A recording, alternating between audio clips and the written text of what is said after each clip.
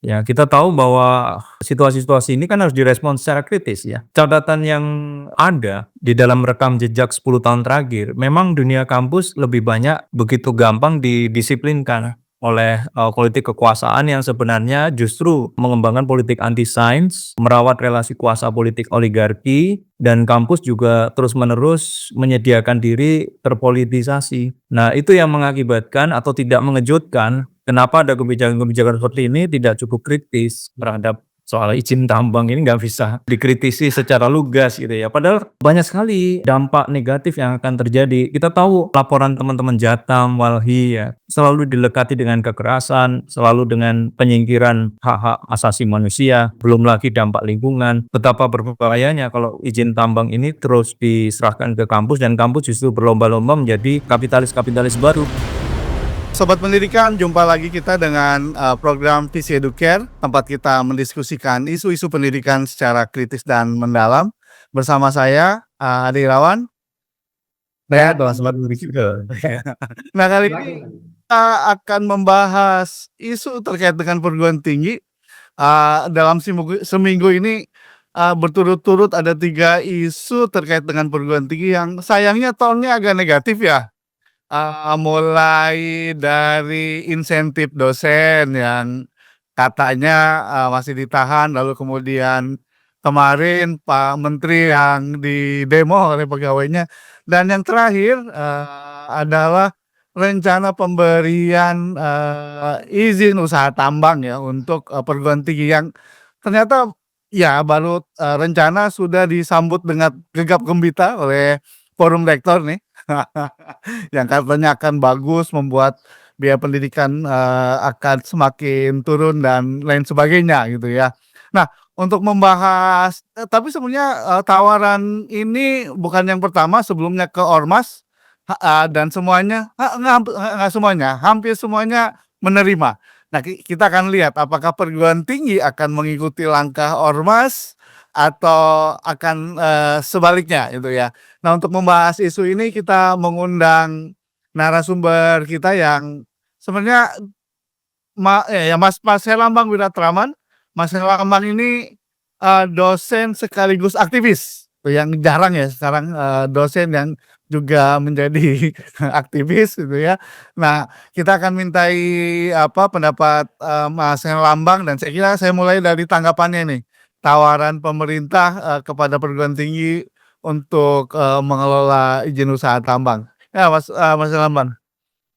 Ya, makasih ya, teman-teman, Visi Integritas, Mas Adi Irawan maupun Mas Bambang Wisudo yang, memperkenankan hadir di sini. Jadi soal, eee, izin untuk perguruan tinggi ya, terkait dengan, pengelolaan tambang itu sebenarnya satu hal yang, yang mengkhawatirkan berkaitan dengan akan merosotnya marwah pendidikan tinggi. Karena, fungsi universitas itu kan memang harusnya lebih banyak, memproduksi pengetahuan, bagaimana memastikan proses pendidikan itu, memiliki dampak ya untuk, publik yang lebih luas, bagaimana memastikan science based policy, kebijakan-kebijakan negara itu berbasiskan sains ya.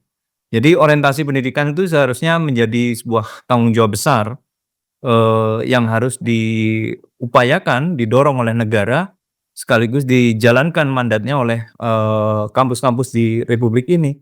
Nah, saya nggak bisa membayangkan ya, sekarang dengan izin tambang disuruh bisnis untuk, eee, katanya bisa, meningkatkan kualitas prodi, meringankan beban UKT, atau hal-hal lain yang sifatnya selama ini dipotret sebagai keterbatasan anggaran di kampus. Ini bagi saya justru merefleksikan 2 hal. Yang pertama, negara sebenarnya nggak becus ngurusi anggaran pendidikan. Karena 20% itu kan mandat konstitusi ya. Nggak pernah dipikirkan secara serius gimana 20% itu. Yang kedua adalah, eee, saya khawatir, politisasi yang sudah jamak terjadi di dunia kampus, itu semakin kuat, akibat, politik transaksional konsesi, tambang ini. Jadi kalau Politisasi gimana Mas Herlambang? politisasi di dunia kampus itu kan sebenarnya, dari waktu ke waktu terutama di periode Jokowi itu kan sudah semakin memperlihatkan ya, kontrol negara terhadap, pendidikan tinggi. Mulai dari pembirokratisasian, pendisiplinan, sentralisasi, yang itu dalam bentuk research, penganggaran, kepangkatan dan seterusnya. Sementara, eee, itu melahirkan, proses-proses pelemahan, atas independensi kampus. Padahal kita percaya otonomi kampus adalah salah satu pilar dari kebebasan akademik. Nah, sementara politisasi ini juga, mendapati, eee, apa namanya, akselerasinya karena dunia kampus ini merefleksi juga struktur sosial yang tidak berubah, yakni struktur sosial feodalisme. Nah, ini dia, jadi seperti ketemu gitu. Sehingga tidak mengherankan juga, terjadi, apa ya, praktek-praktek yang jauh dari marwah integritas itu adalah memperdagangkan gelar kehormatan, misalnya begitu. Profesor kehormatan lah untuk pejabat-pejabat, bahkan ada koruptor yang juga dapat profesor gitu ya. Udah narapidana nih, bisa tuh dapat, guru besar di sebuah kampus ya, di Semarang. Dan, lebih-lebih penegak hukum, wah itu nafsu banget itu untuk jadi profesor atau doktor honoris causa di kampus. Nggak pakai kuliah, nggak nulis artikel, ya cuma main kasus ya di kampus. Itu yang terjadi.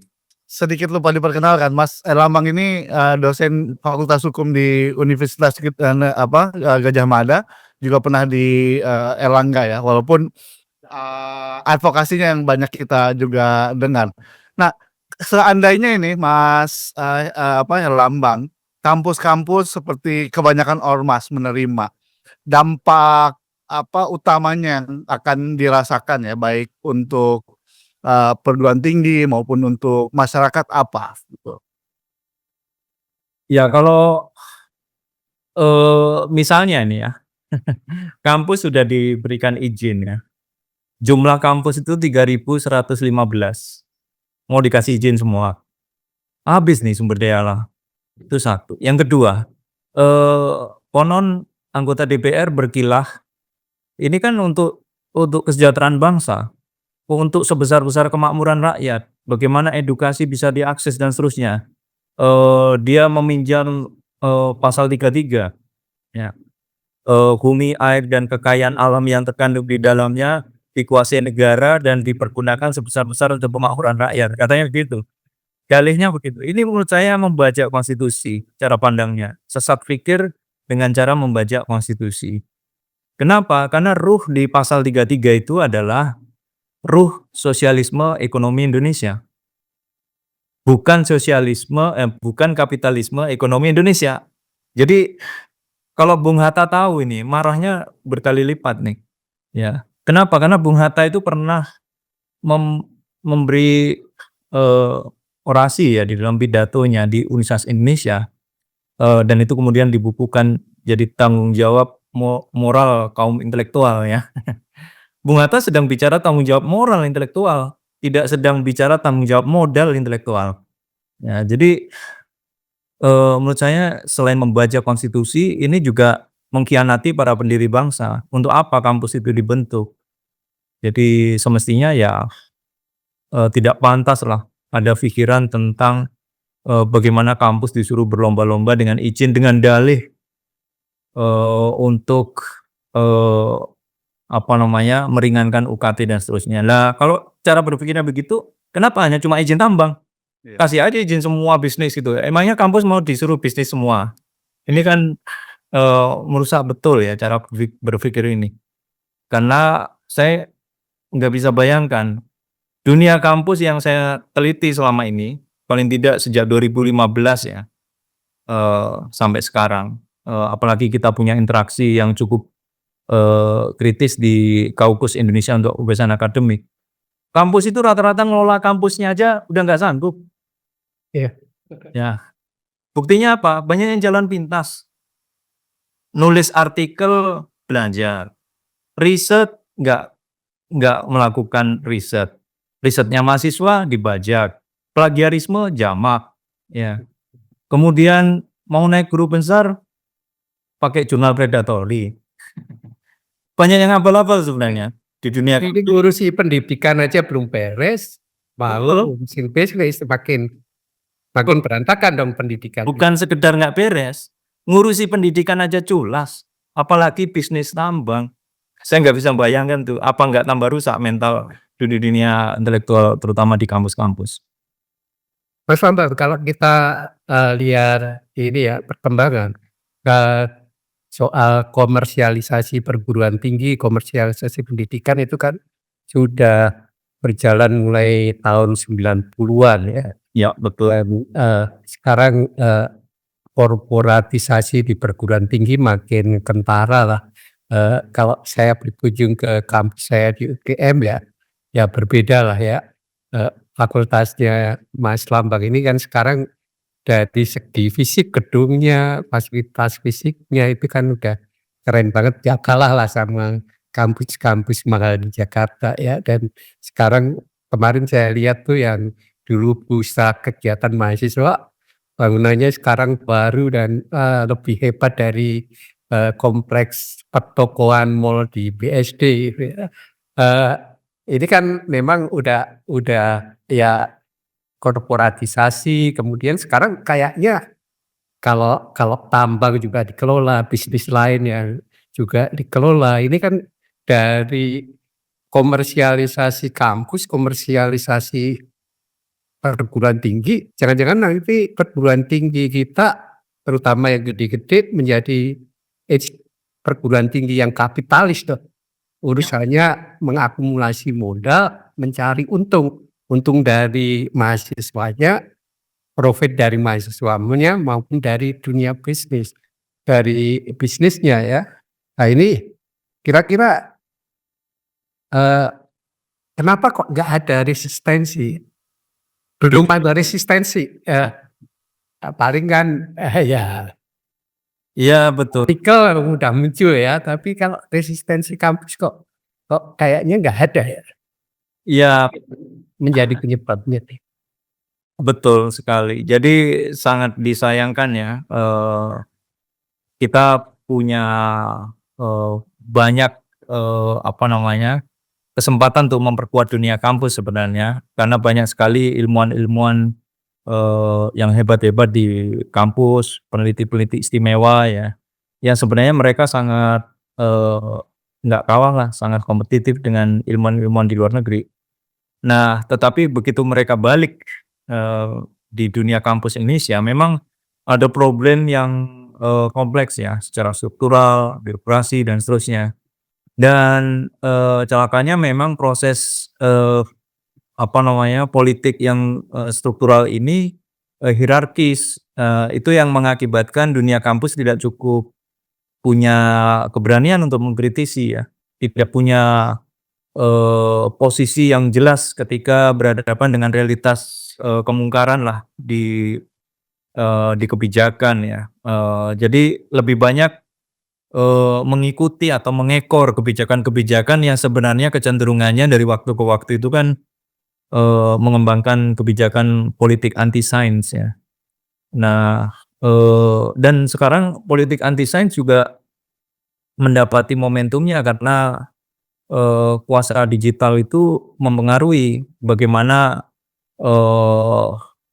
pelipat gandaan informasi itu begitu cepat dan kadangkala saya merasa bahwa teman-teman yang bekerja di laboratorium bertahun-tahun itu bisa kalah suaranya dengan satu postingan di medsos yang kemudian sangat viral, kira-kira gitulah, bisa dipungkasi. Nah, sekarang bukan lagi buzzer influencer, kan ada cyberproof. Lebih-lebih sekarang leadership di Republik ini juga sering memproduksi politik anti sains ya. Misalnya, ya bisalah deforestasi ya, hutan diganti dengan kelapa sawit 20 juta hektar, terus kemudian ya itu kan juga Ada daunnya, Mas. ya ada daunnya, Iya, daunnya. terusnya.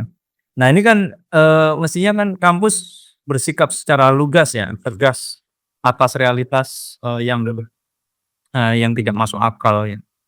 Nah, terlebih dengan kebijakan makan siang gratis yang sekarang inilah, ya kita tahu bahwa, situasi-situasi ini kan harus direspon secara kritis ya.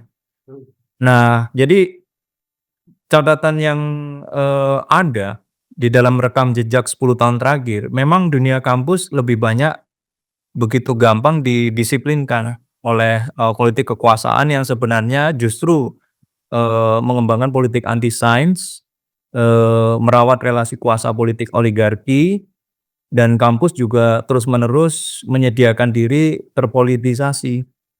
Nah, itu yang mengakibatkan atau tidak mengejutkan, kenapa ada kebijakan-kebijakan seperti ini tidak cukup kritis gitu, Mas.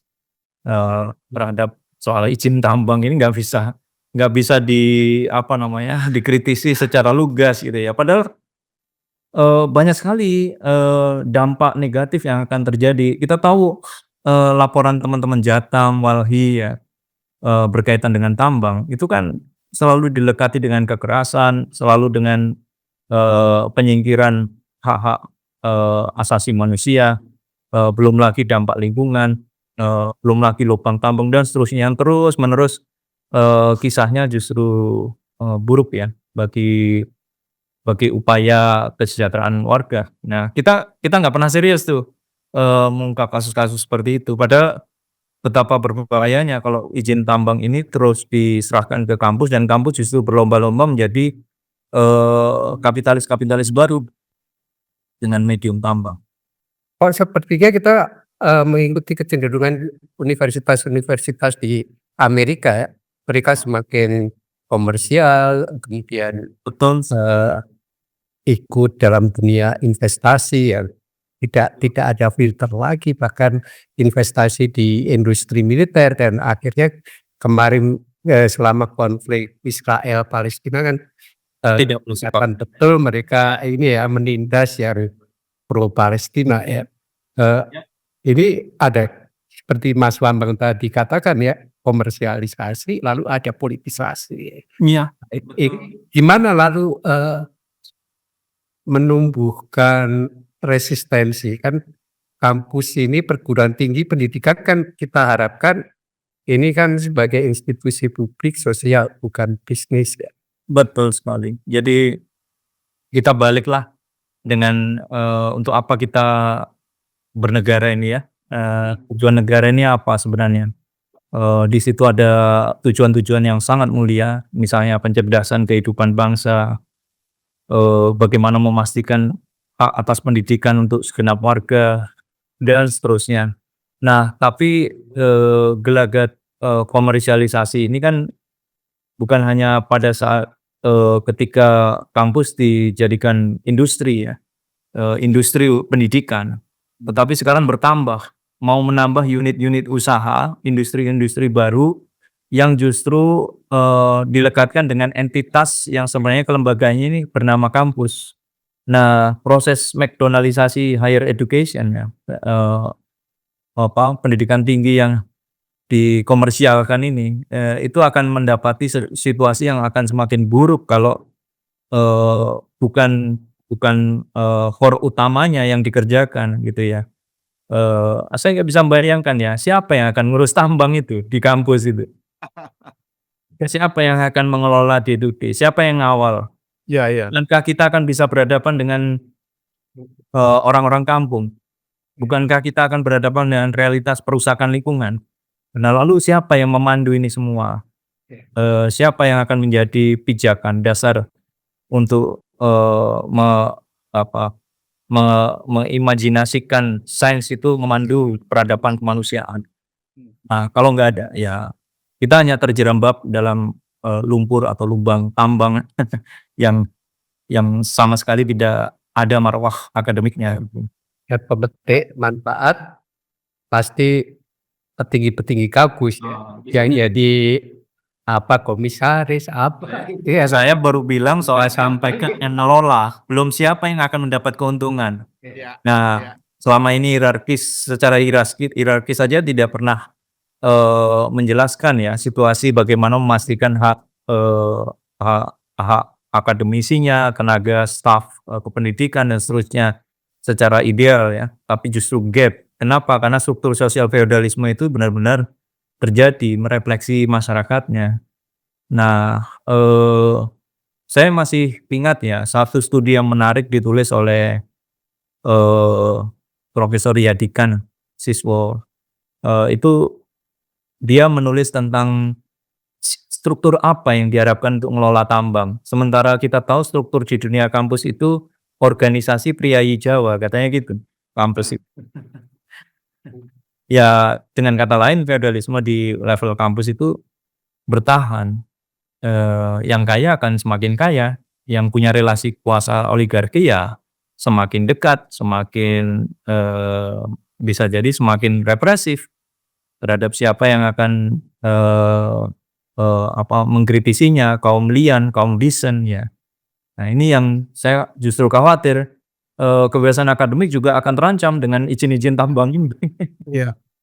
Wong nih, jangankan ada izin tambang, nggak ada izin tambang aja sudah sering kok.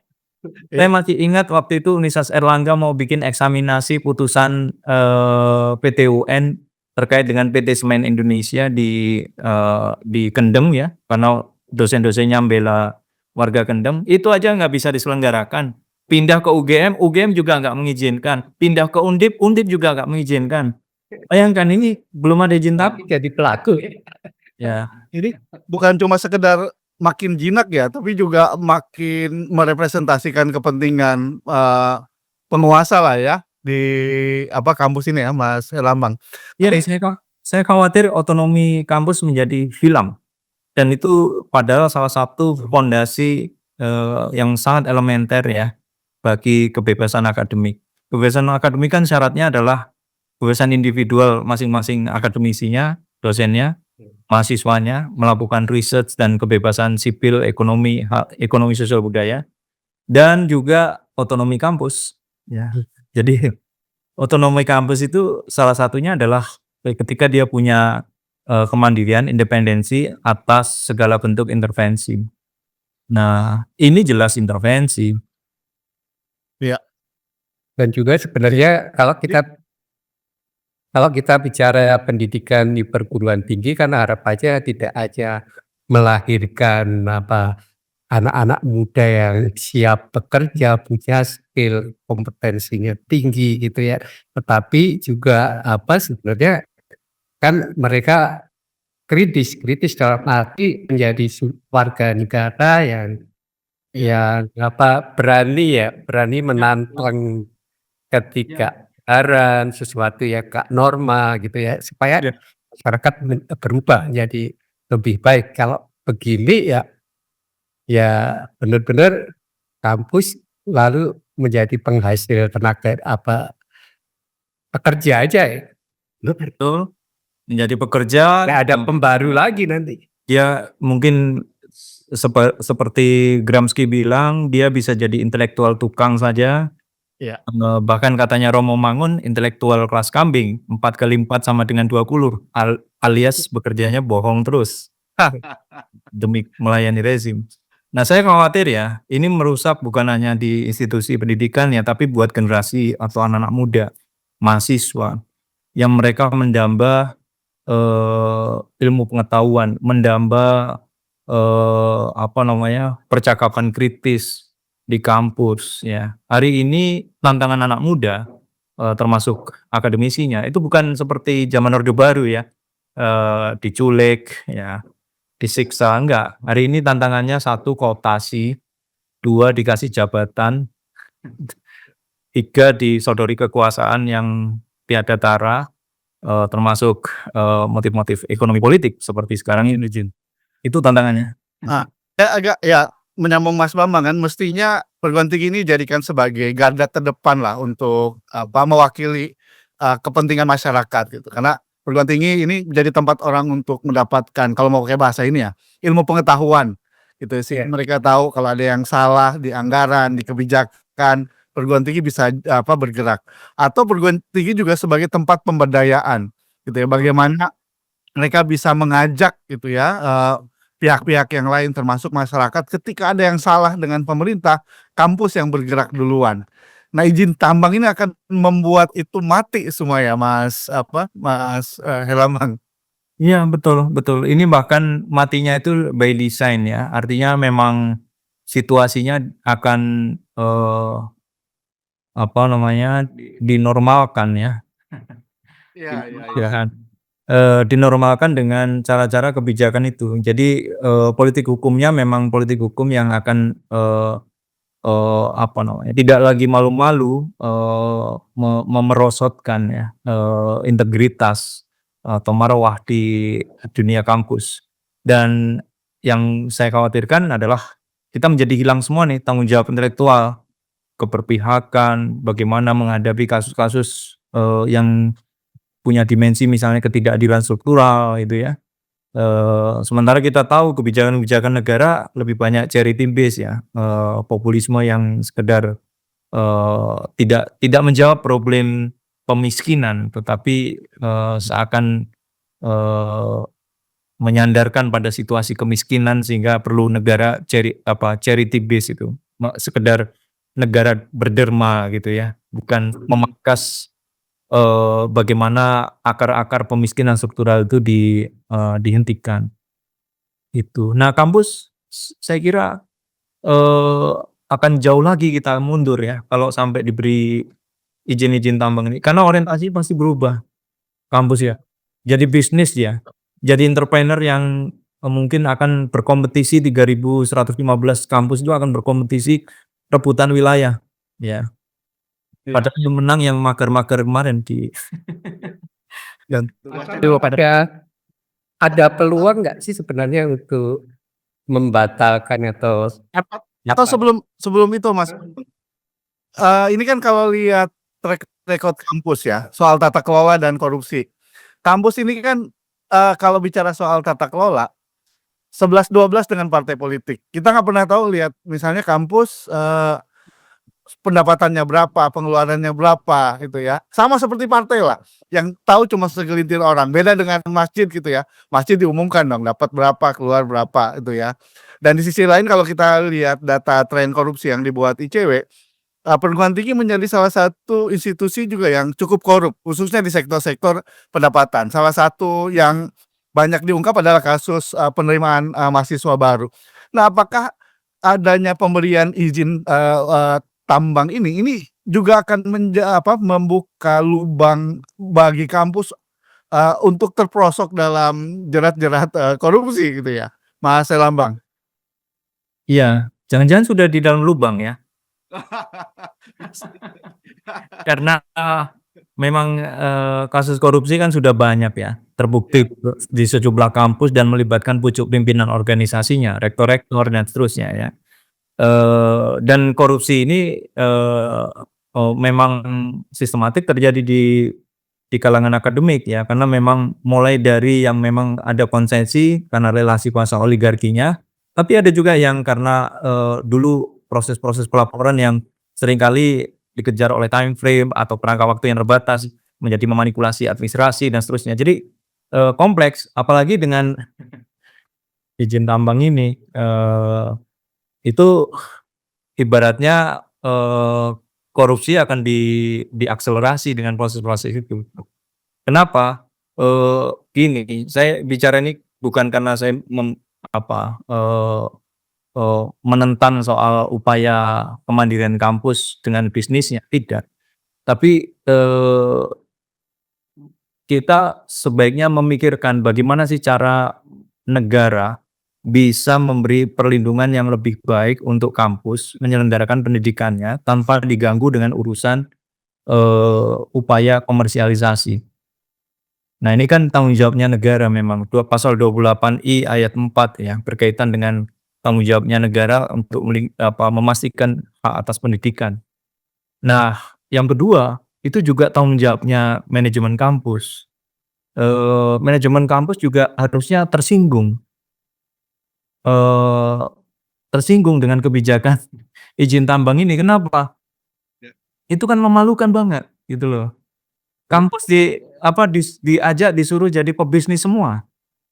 Nah, itu saya nggak tahu ya, apa memang, saraf saraf, ketersinggungan itu sudah putus ya?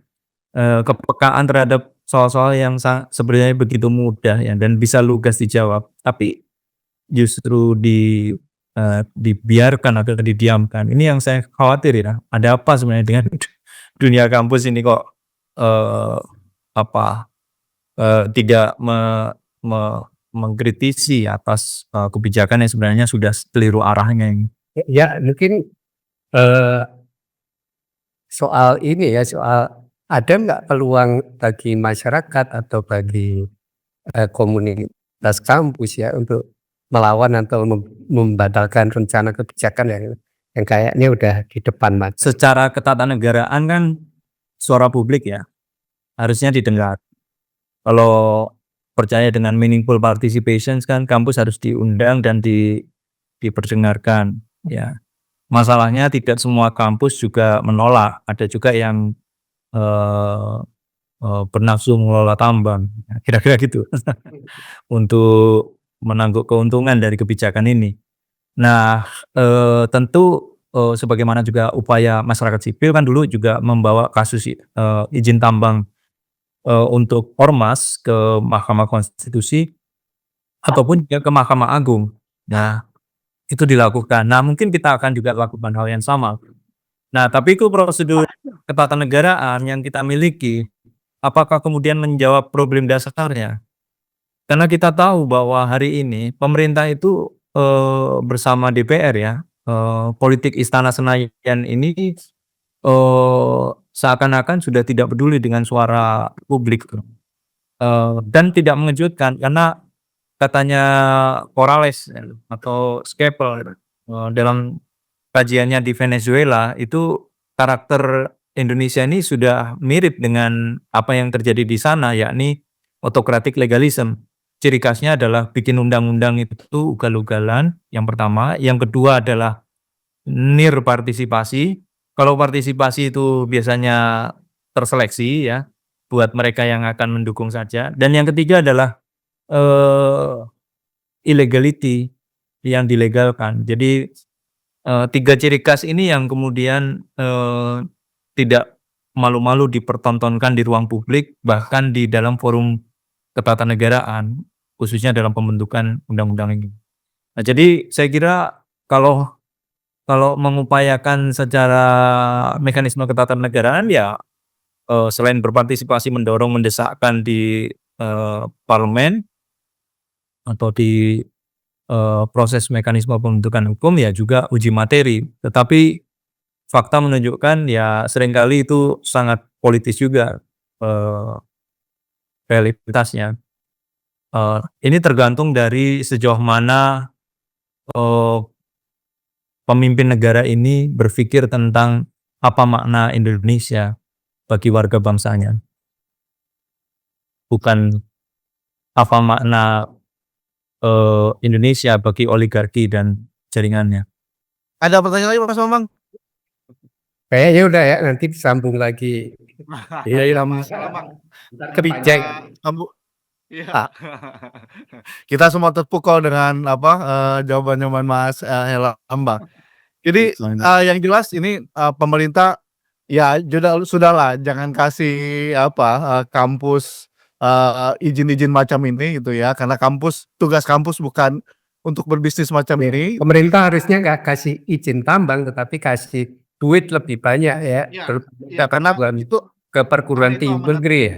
iya, karena itu amanat konstitusi gitu. Karena kalau kemudian pemerintah nggak bisa sediakan anggaran, lalu disediakan alat macam ini, jangan-jangan nanti di sekolah juga akan dikasih izin-izin yang lain untuk berbisnis karena pemerintah nggak bisa sediakan, anggaran gitu ya dan bisnis yang eksploitatif ya, bukan bisnis asli. ya kampus mesti, tetap kuat dan ini akan menguntungkan negara ya, akan menguntungkan pemerintah daripada didomestifikasi macam ini atau dibuat lemah gitu ya.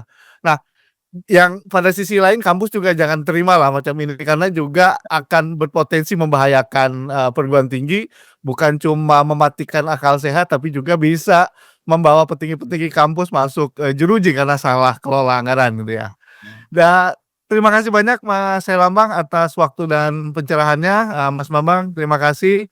Sobat Integritas jangan lupa like, subscribe tuh, channel ini dan juga sebarkan ke seluruh penjuru mata angin.